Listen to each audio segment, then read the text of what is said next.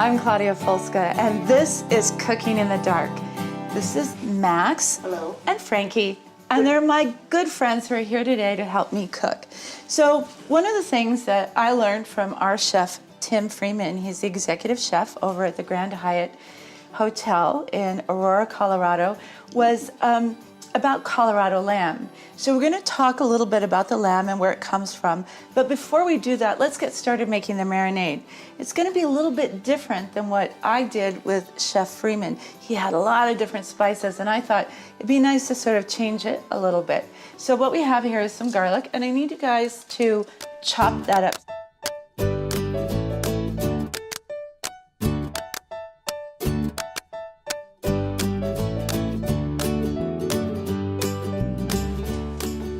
Oh, that's not the right way. No. What? Just kidding. So while the boys are getting the garlic and mint ready, I'm going to take you down to Manzanola, Colorado, where we found our lamb. This is the Triple M Bar Ranch. It's owned by Dave and Mary Miller.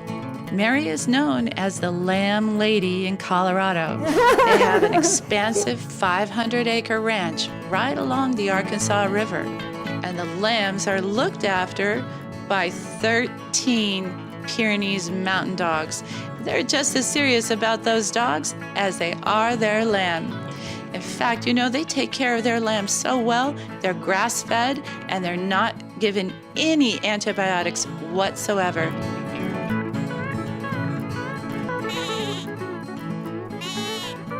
I sure did love those lambs. Now let's get back to the cooking. Let's move the lamb bowl right over here in between you two. Perfect. Before we start mixing it up though, we have a couple more ingredients that we want to add to it. This is some aged balsamic vinegar, okay? So I'm going to throw that in there. Olive oil in there. Kosher salt, right? Pepper.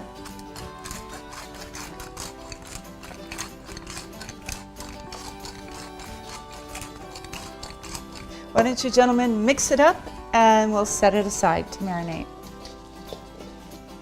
You know, food safety is always top of the mind, right? So top of the mind, and as soon as you're finished mixing, you guys can wash with warm water and soap. Definitely. Speaking of top of the mind, while the gentlemen are washing up, let's go meet Chef Tim Freeman over at the Hyatt Hotel in Aurora, Colorado.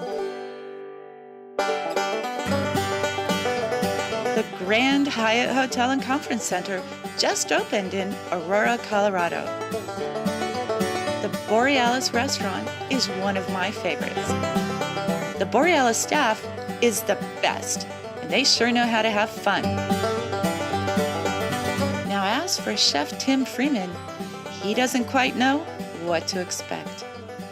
I have something in store for him. I think you're gonna like it.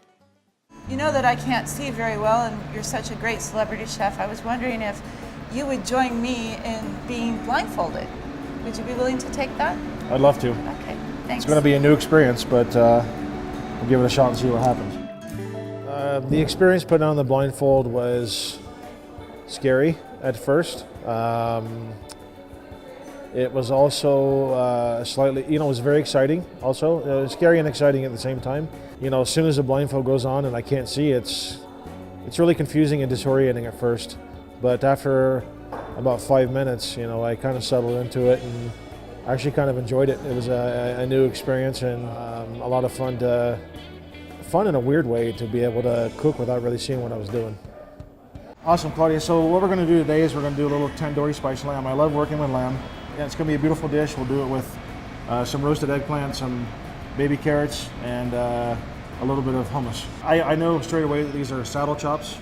So they look like little T-bone steaks. Right. So you have the New York strip on one side and you have the filet mignon on the other. Correct. So this is a saddle chop, not as you would expect.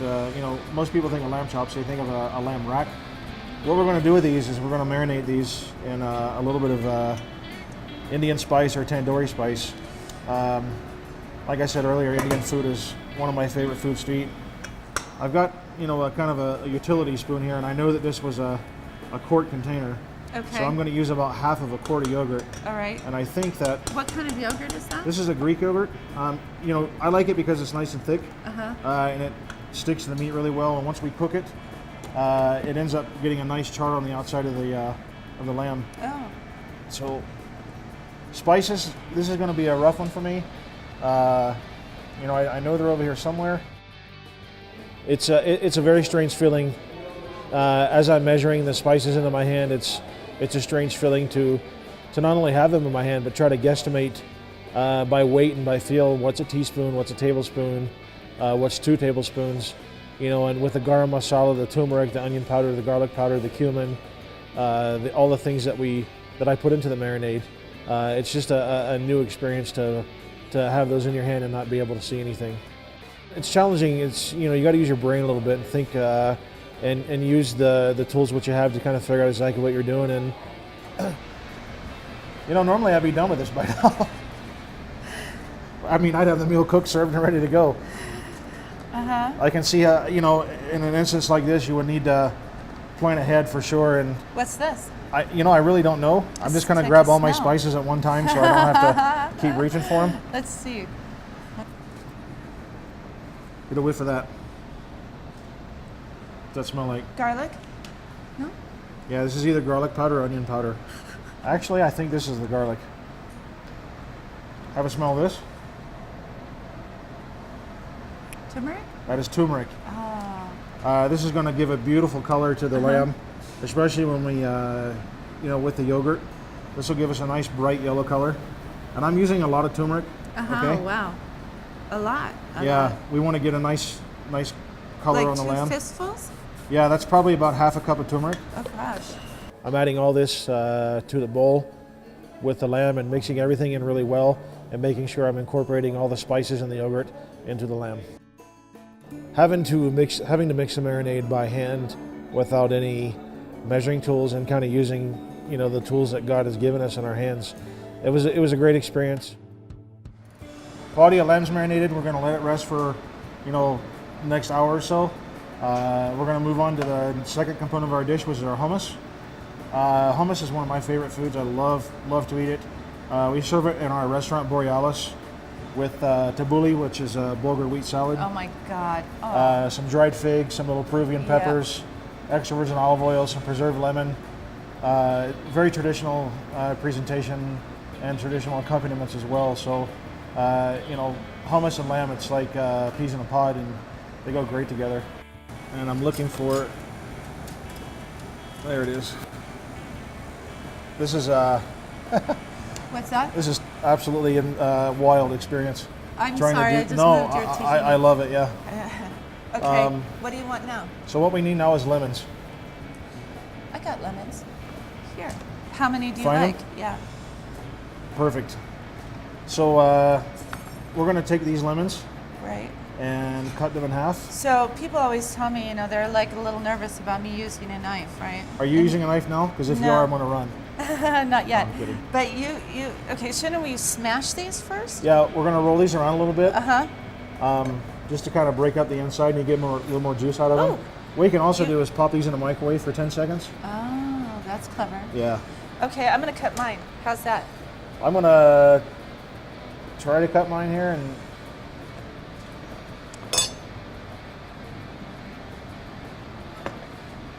Okay. so they're not exactly even, but I got them cut.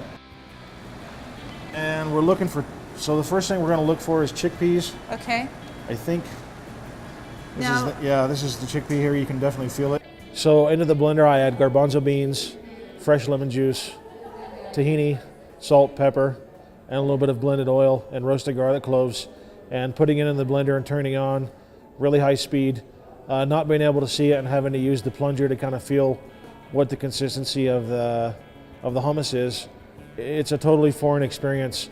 You know, hummus is one of those things where you need to get the consistency exactly right, and not being able to see it was really hard. And you know, having to use Claudia's expertise and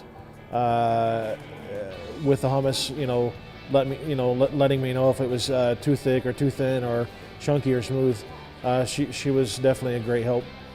We take the carrots, we lay them out, we peel them, We also, with the Thai eggplant, pierce the skin a little bit with a knife, just to pierce the skin so we get a nice even roast on them. All right, so what we're gonna do is we're gonna take these. Okay. We're gonna go into our convection oven. Oh, okay. It's right behind us. Uh-huh. Wow, that's hot. So, I reach into the oven to try to put the eggplant and carrots in the oven, and I burn my stove straight away. And it's a scary feeling, not being able to see what you're doing and knowing that, you have a 450-degree oven in front of you, and, if I stick my hand in it, I'm going to burn it. So, yeah, it was a scary experience. These are the garbanzo beans, and you can see that they're just gorgeous, right? Look at that. They're really nice and clean. I took them out of a can. Chef Freeman told me that it's best to take them right out of the can and then rinse them with cold water, and they've been draining, okay? So we're going to use that. The other ingredient that we're going to use in our hummus is tahini. Tahini is simply ground sesame seeds. Why don't you have a smell? Go ahead and smell it. Yeah. It smells good, right? Yeah. So it's very wholesome. It's kind of like peanut butter. And we're going to use the hummus as a dip with some vegetables. And sometimes they call that a crudité. Some folks do that. And that's a vegetable platter with dips, and we're going to use the hummus. And I know that you guys like a little kick to it, so we're going to throw in some cayenne pepper at the very end. Okay? All right. So let's get started. Roll the lemons so they're nice and soft.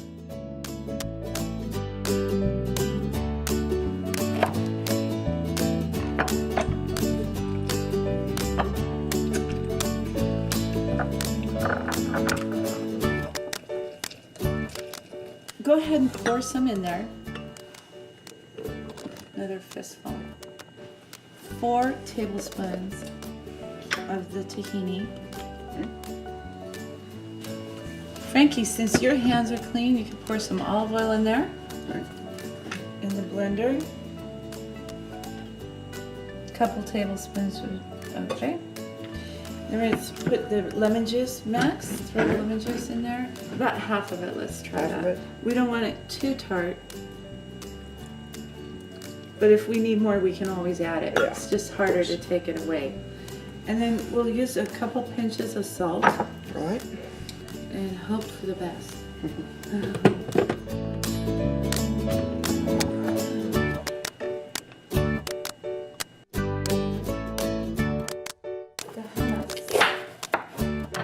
Just all the way around, okay? All right. All right.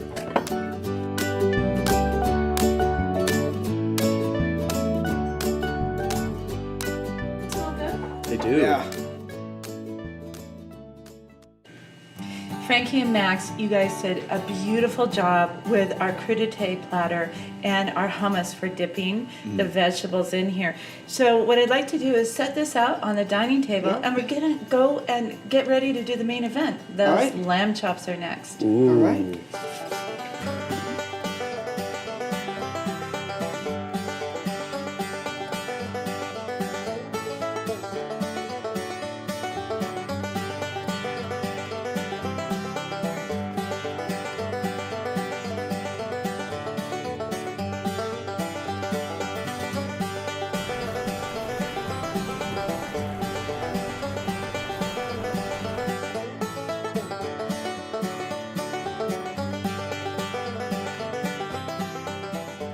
Okay, Claudia. Yes.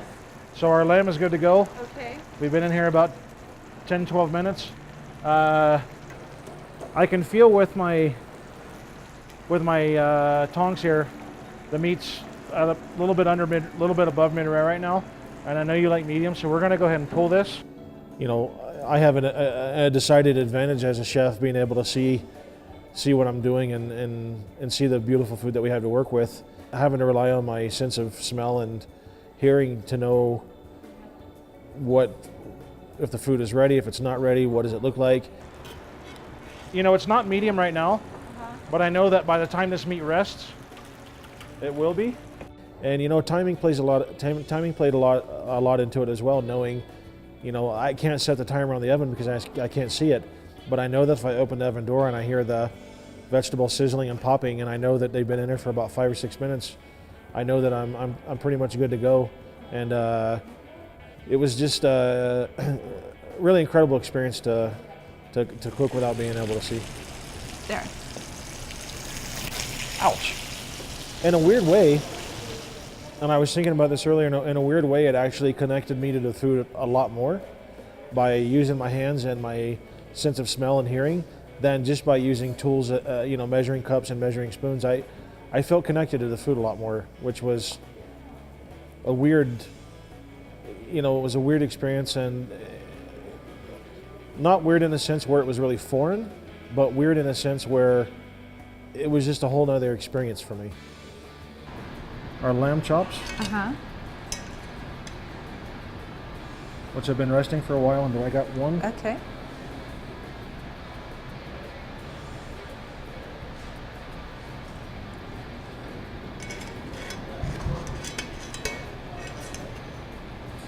Ouch. And I wanted to try to put the other one up at an angle just to give a little bit of height to the Okay. dish, to give a little texture to the dish. I don't know, I think I did. And I know I'm playing around with the food a lot now with my fingers, but I don't have any other choice. Thai eggplant. We're gonna put one off to the side, and maybe we'll put one in front. Okay. We got a couple of carrots here. We're gonna put the carrots kind of right in between the lamb chops. And the last thing we're gonna do is we're gonna add a little bit of, What's this? smell this. Smell it? You pooped Did me. it come flying out at you? Right Sorry away. about that. What is that? This is a little bit of mango puree. Oh, This is strictly for color. Okay. I want to put a couple of dots on the dish, Uh-huh. and I really hope that I'm not screwing this up royally. I just want to add a little contrast Uh-huh. of color to the dish. And then the last thing we're going to do, just to add some more color and a little bit of herby punch to it, is we're going to add some microgreens to it if I can find them. right. Okay. Here's something. It's in a plastic, like a little plastic box. Yeah, here we go. So this is a rainbow blend. It's got a lot of different types of micros in it. Bull's blood. Bull's blood is a beet tops, Oh. celery, cilantro, wasabi. So this adds a lot of color, and it Uh-huh. also adds a really nice herby punch to the dish. Okay. And so I have my lamb chops here to the left and to the right. What I like to do is I like to make it look like the herbs are walking a little bit, or they're kind of growing.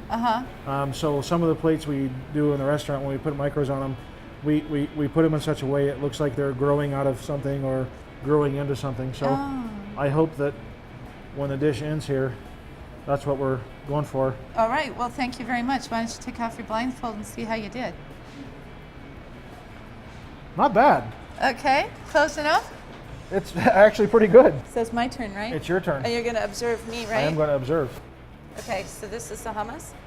This is the hummus. I'm going to try and copy you. How many scoops? 2? I did 2 scoops of hummus Uh-huh. and then kind of brushed it across the plate. Okay. I've never brushed anything. There you go.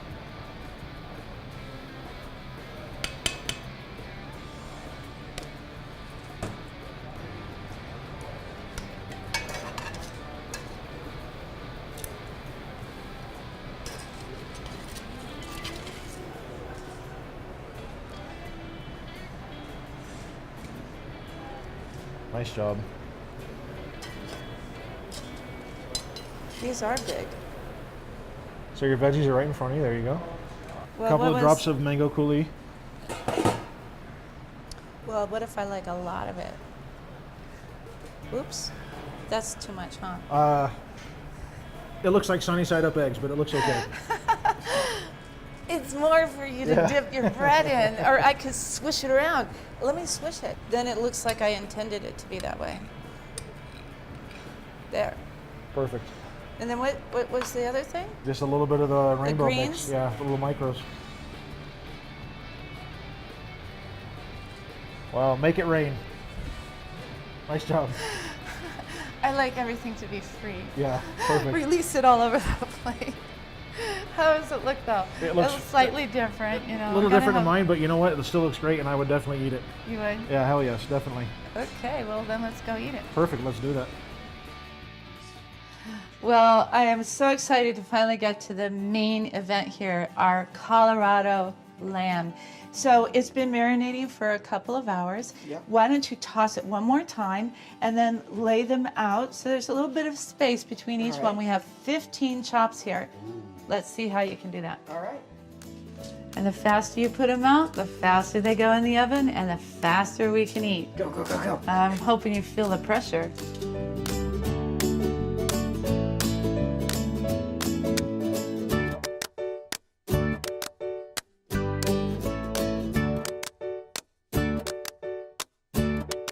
Good job. All right, we're going to put this in the oven at 420 degrees, and we're going to cook them for 7 minutes on each side, okay? Okay.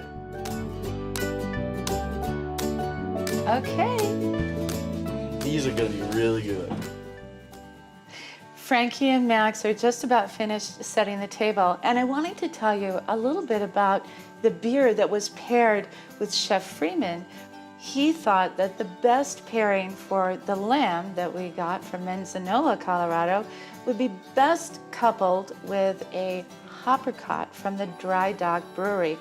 What they did at the Dry Dock Brewery is they have the first license to put the American flag on the cover of their beer, on the label of their beer. And so I want my friend Emily Hutto to tell you more about it, along with her brewmaster, Tim. My name is Emily Hutto. I'm the communications manager here at Dry Dock Brewing Company and the Brew Hut. I'm drinking a Hoppercott, which is a blend between our flagship Apricot Blonde Ale and our Hop Abomination IPA. Yeah, so beer characteristics are a lot like wine characteristics. There's just as large of a spectrum of flavors, maybe even a bigger spectrum of flavors for beer. Everything from fruity, sweet, to pungent, resinous, bitter, which are both represented in this particular beer that we're talking about today. There is just a cacophony of possibilities in this particular product that I love to manipulate, and there's so many different ways to manipulate it. A couple years ago, we made the Colorado Freedom Memorial Blonde Ale, which was a draft-only beer for 1 year before we put it into a bottle the next year. We put it in 22-ounce bombers, and we used the Colorado Freedom image on that bomber. Well, that image includes an American flag, and we have a really fun milestone that goes along with that. Dry Dock is the first brewery to ever reach out and get federal approval to use the American flag on a beer label, and we're very proud to have done that. So when we brewed and packaged the beer a couple years ago, we put the Colorado Freedom Memorial image right on that beer label. In 2013, they had an opening of the Colorado Freedom Memorial.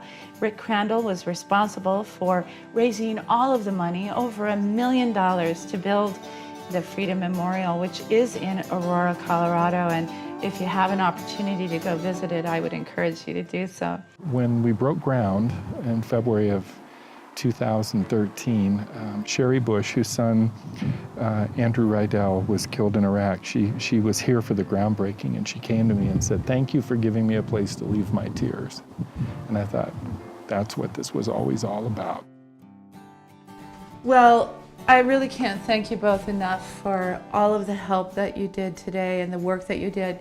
You know, there's a story behind the food that we have here, and when we talk about cooking in the dark, people are cooking in the dark because they don't know where their food comes from. I think today we learned a lot about what or who is behind the food that we have here on the table. So we have our Colorado lamb, we have our vegetable medley, and we have our hummus and our vegetable crudité. All of these wonderful things come from, you know, locally grown farmers and ranchers who really care deeply about the food and the connections between the food and the people that grow, whether it's at the Dry Dock Brewery or at the Colorado Freedom Memorial. We know now that there are great stories behind everything we eat. Dig in. So let's cheers. Yeah, let's try to do this Cheers. without. Where's your Here we go. one? Nice. Oh, very good. Thank you so much for spending time with us today.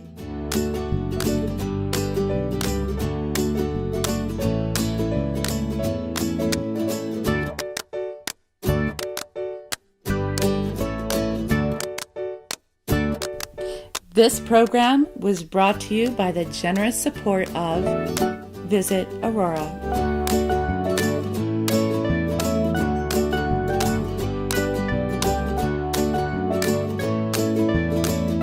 If you'd like more information about cooking in the dark, visit us at cookinginthedark.today.